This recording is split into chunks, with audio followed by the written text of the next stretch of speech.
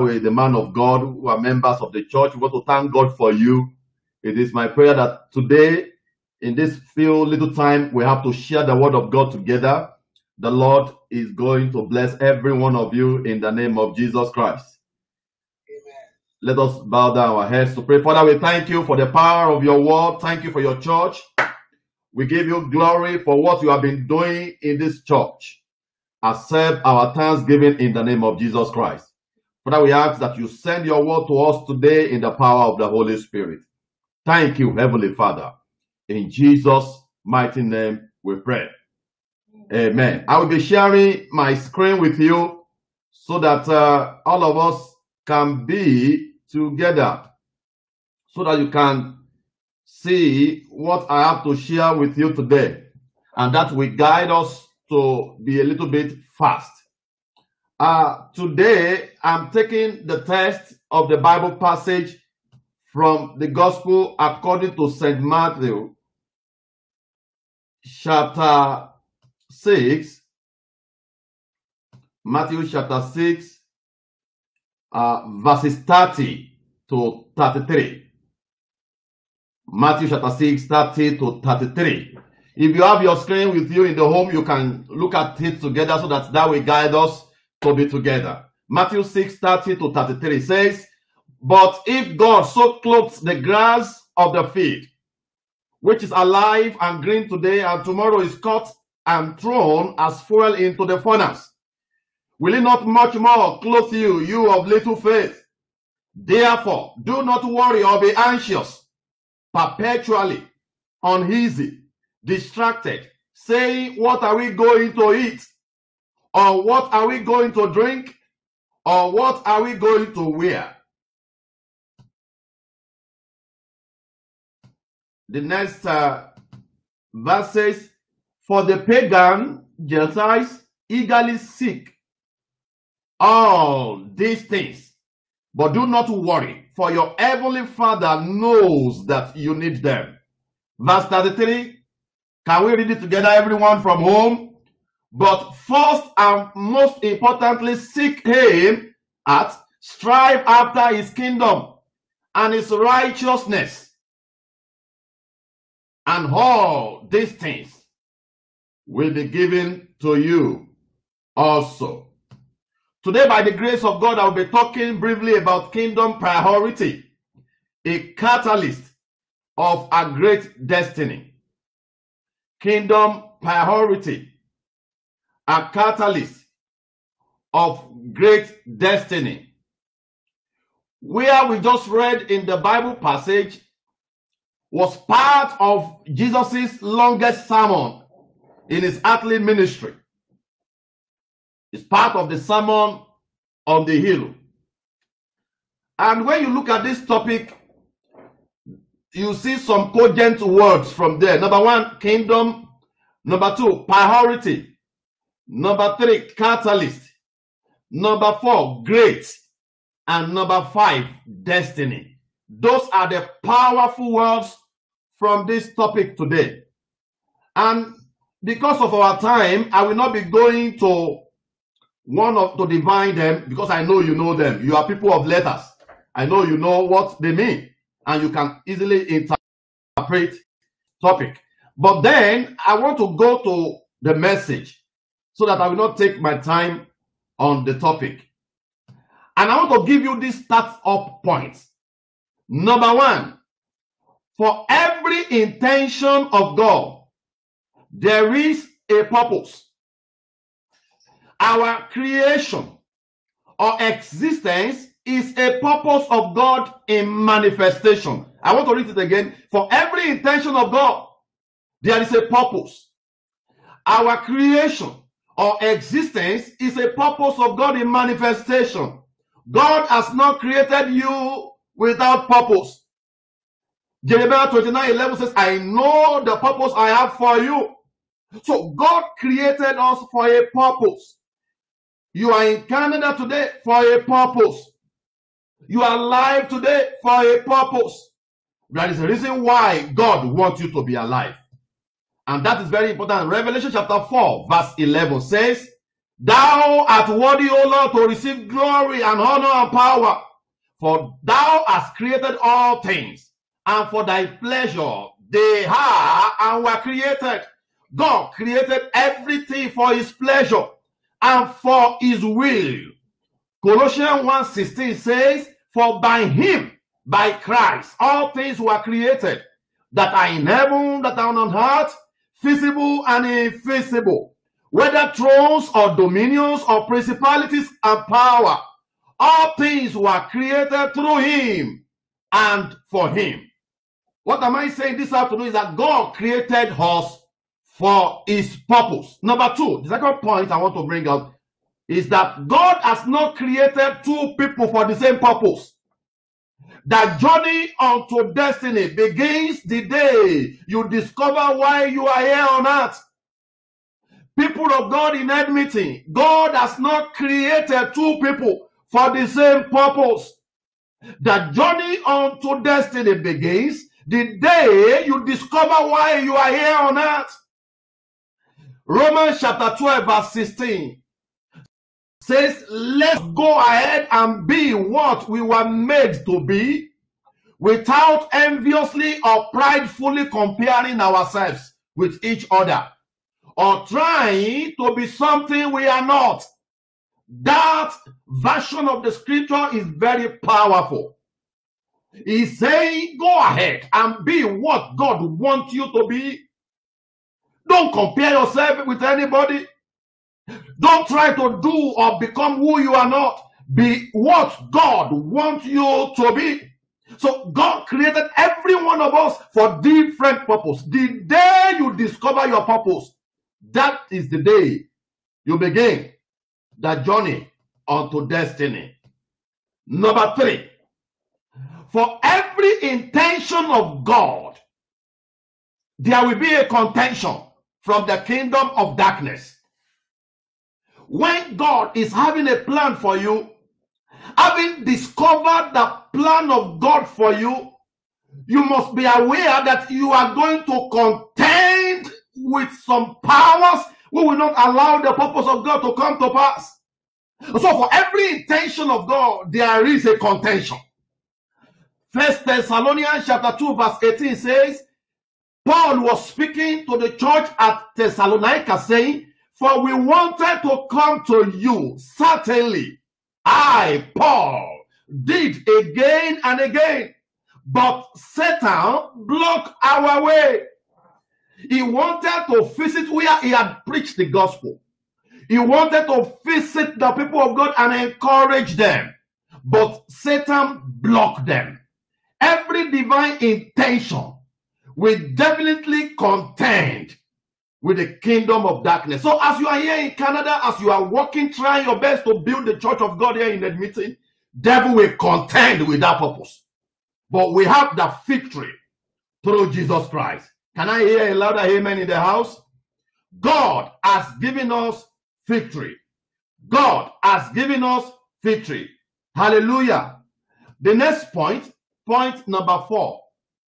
The day we surrender the reign of our lives on nations to the lordship of Jesus, our lives, family, and nation become the extension of his domain, that is his kingdom here on earth. The day you surrender to Jesus, the day you hand it over to Jesus, your family to him, our nation to him, our family, our nation, whatever we hand over to God becomes the extension of his kingdom. Luke 19 verse 9. But Zacchaeus stood up and said to the Lord, Lord, behold, here now I give half of my possession to the poor. And if I have cheated anybody out of anything, I will pay back 4 times the amount. Jesus said to him, today, salvation has come to this house, because this man too is a son of Abraham. That is it. The day you surrender to the Lord, your life, whatever you do, becomes an extension of the kingdom of Christ. Becomes an extension of the kingdom of Christ. Understanding kingdom priority. That's another subtopic. Understanding kingdom priority. What does it mean when we talk about kingdom priority? Number one, it means making God first in your life, in your matter, and in your decision. So when we talk about kingdom priority, we are saying that you are making God to be number one in your life, in your matter, in your decision, in your relationship, in your business. Whatever you do that you take out the hand of God will be granted. When you take God for granted, you will be granted. Many people are granted today because they have taken away God from their agenda. But when we say making God your priority, making the kingdom of God your priority, allowing God to rule or reign in your life, what we are saying is that, oh, you are taking decision to move forward in life and to be great. Making God first in your life. Look at 2 Kings chapter 19 verse 14. Enemy wrote to Hezekiah that I am coming to fight you. And he took the letter to the Lord. And that's what God is asking us to do in his kingdom. Taking every matter to the Lord. Understanding kingdom priority. What does it mean? Number two, it means seeking the good of his people and making the salvation of souls of men number one in our daily schedule. That's what it means. Kingdom priority is the soul of men. Taking care of the people of God among you, taking care of the salvation of soul of men is a daily work, must be in our daily schedule. He has called us to preach the gospel, to save those who are lost, to save the sinners. Psalm 122 verse 9 says, for the sake of the house of our God, God, I will do my very best for you. That is the kingdom priority, giving God the best. Any man who give God the best, become the best on earth. As many who give God the best, will become the best of God on earth. What God wants us to be is not second best, but the best on earth. And today I declare in the name of Jesus, that God is making somebody hearing me this afternoon the best you can be in the name of Jesus Christ. Your best is yet to happen in the name of Jesus Christ. You will become your best on the planet earth to the glory of God in the kingdom of Christ in the name of Jesus Christ. Becoming the best God wants you to be. What is kingdom priority? Number three, it means engaging aggressive intercession for the prosperity of Zion, that is the church, daily. When you have urgent need to pray about, God is saying, surrender your prayer point. God is saying, make the kingdom your prayer point. And I'm going to intervene in your life. You know, some of us who have been praying for all our needs. God is saying, change direction, change gear, change your style. Start praying kingdom's prayer. And you see kingdom manifestation, and you see kingdom occurrences. Start praying for the soul of men. Start praying for the salvation of the soul of men. Start praying that the gospel will move fast. Start praying for the missionary. Start praying for your friends. Start praying for your family who is yet to know the Lord. And God will intervene in your life. 1 Timothy chapter 1 verse 1. 1 Timothy chapter 2 verse 1 says, I urge you then, first of all, that petitions, prayers, intercession, and thanksgiving be made for all people. Intercession first for all people, not for ourselves. You know, level of Christianity when you pray for yourself all the time is a low level of Christianity. God is taking somebody to the next level in faith. That is level when you become a burden bearer of somebody else. You engage in intercession. When your prayer point becomes, Lord, change this person. When your prayer point becomes, Lord, increase this church. When your prayer point becomes, Lord, save this soul. When you continue to pray kingdom advancing prayer, you see God intervening in your situation. You won't have prayer points any longer. Today I declare, as you change your style, the Lord is intervening in your life and in your family in the mighty name of Jesus Christ. Bible says in the book of Job that God turn around the captivity of Job when he prayed for his friend. Understanding kingdom priority. Another one says it means feeding the needy first, housing the homeless, visiting the prisoners and the sick, even when it is not convenient. That is kingdom purpose. Attending not to yourself, not to your family need, but to other people's need. That is the kingdom priority. Selfishness will kill Christians. Many Christians may not make heaven because of selfishness. Because people God put around us to be solution to their problem, we've abandoned them. God said, if you have done this for any of these people around you, you have done it for me. Many of us, we are so self-centered. Oh, it's me, I want to do this. We have not remembered people who are lacking around us. During this pandemic period, many people are lacking out there that needed to be shared, with them. How many people have you affected during this pandemic? Are you not self-centered? Are you not saying, oh, it's myself, oh, it's just my family alone. I'm not working, I'm not earning. God is saying, you put people first. People of God put smiles on their faces. That is what we call impact. I want to move forward because of my time. Doing the above, all those points I've mentioned, when you do them, what happens to you? Number one, God will open up your destiny. I have never seen any man engaging in kingdom advancing events and remain the same again. Anybody who involves himself in kingdom matter, they always move forward. God always adds speed to their lives. So God will open your destiny up. I don't know where you are grounded today. Can't you change direction to kingdom matter and see what God will do in your life in the mighty name of Jesus Christ? When you do the above, number two, God will turn around your captivity. God will turn around your captivity. When you engage in kingdom matter, God will turn around your captivity. God will turn around and restore you. I've seen people who are lost. I've seen people who were in the cage of the devil, but they were possessing, they act for the kingdom of God. And through that, God changed their story.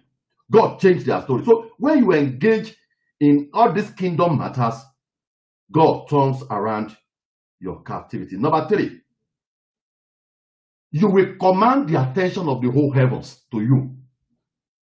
You see, when you engage yourself, you make kingdom of God your priority. You command the attention of heaven.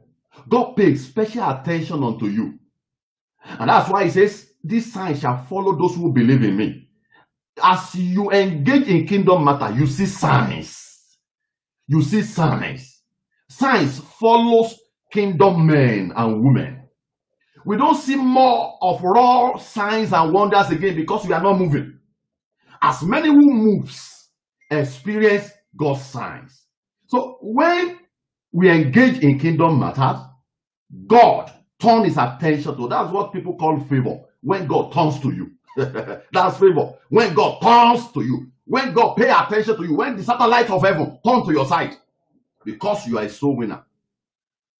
When we do the above, what is going to happen? Number four, God will make you a shining star in your chosen field of endeavor. The Bible says those who turn the heart of men to God shall be like a sun, shining. You see their life always shine because they are engaging for the Lord. This is what God wants to do in your life. And the fifth point, when you make kingdom of God your priority, you will secure your place with God at the end of the age. You can't miss heaven. When you are soul winners, you are building up your crowns in heaven. And God will prepare a special place for you. And I want to tell you this, people of God. God cannot be committed to you than you are committed to him. If you are committed to God 10%, you can't see more than that in his attention. If you like, pray till tomorrow. Because the purpose of God has been abandoned. And many destiny have become a desolate today. God cannot be committed to you than you are committed to him. And another point I want to tell you as I'm rounding off is that you may not see too much of God until you are on a course for him. You may not see too much of God until you are on a course for him. Those who are on a course for the Lord, those who engage in kingdom matter, they always see the hands of God in their life. And the next point is that you may not see too much of God until you are on a course for him. That's what I've said. You may not see too much of God until you are on a course for him. If you do all these things and your life remains the same, check your life.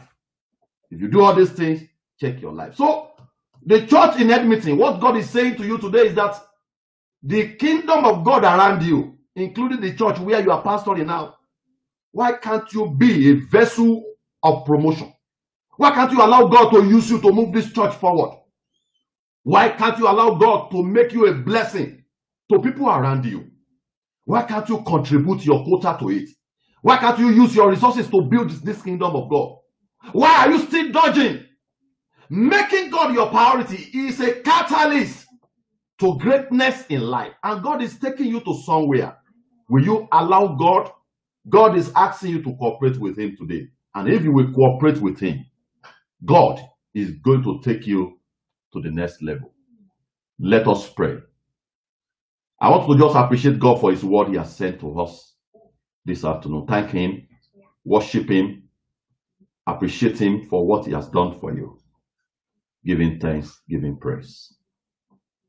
Thank him. Can you receive fresh grace this afternoon to be a kingdom advancer, kingdom mover? Can you receive fresh grace to be a kingdom mover, kingdom advancer in your time? This is our time, people of God. Men and brethren in Edmonton, this is your time to build Anglican Church of Messiah Edmonton. This is your time. Receive fresh grace this afternoon to be a kingdom advancer, kingdom mover, kingdom shaker. Thank you, Heavenly Father. In Jesus' mighty name, we pray. Thank you, Heavenly Father, for the church in Edmonton. Thank you for your servant you have been using. Lord, we release fresh grace this afternoon upon your people to be kingdom mover, kingdom shaker, and kingdom advancer in their time. Help us to make your kingdom priority, number one in our lives, to the glory of your name. In Jesus' mighty name, we pray.